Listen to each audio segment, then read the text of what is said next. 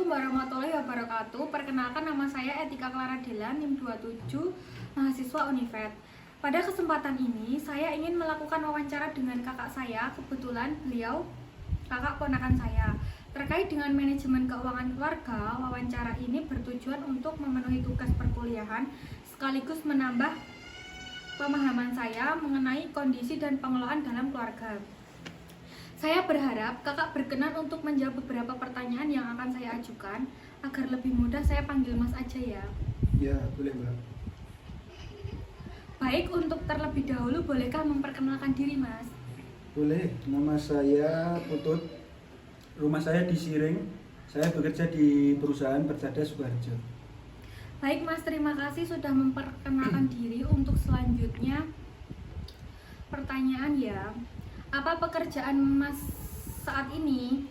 Saya bekerja sebagai karyawan di perusahaan Persada Sukoharjo.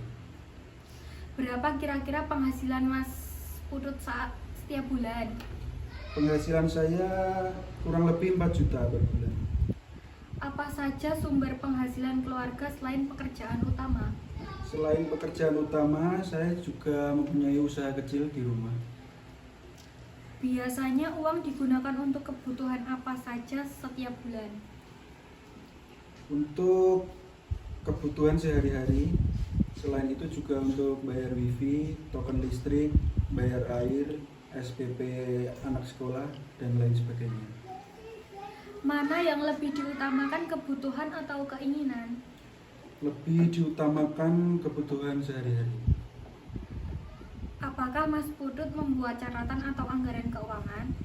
Biasanya saya membuat catatan keuangan sederhana setiap bulannya. Bagaimana cara mengatur agar pengeluaran tidak melebihi penghasilan? Biasanya saya mengutamakan kebutuhan yang penting terlebih dahulu dan mengurangi pengeluaran yang kurang begitu penting. Apakah Mas Putut menabung setiap bulan? Jika iya, berapa kira-kira? Ya, saya menabung setiap bulan. Besarnya sekitar 500.000 per bulan. Untuk apa biasanya tabungan tersebut digunakan? Rencananya saya gunakan untuk masa depan anak saya. Bagaimana cara mengatasi jika ada kebutuhan mendadak? Jika ada kebutuhan mendadak, saya memakai dana darurat dan mengurangi pengeluaran yang kurang begitu penting. Sebelumnya maaf Mas Putut, apakah pernah berhutang?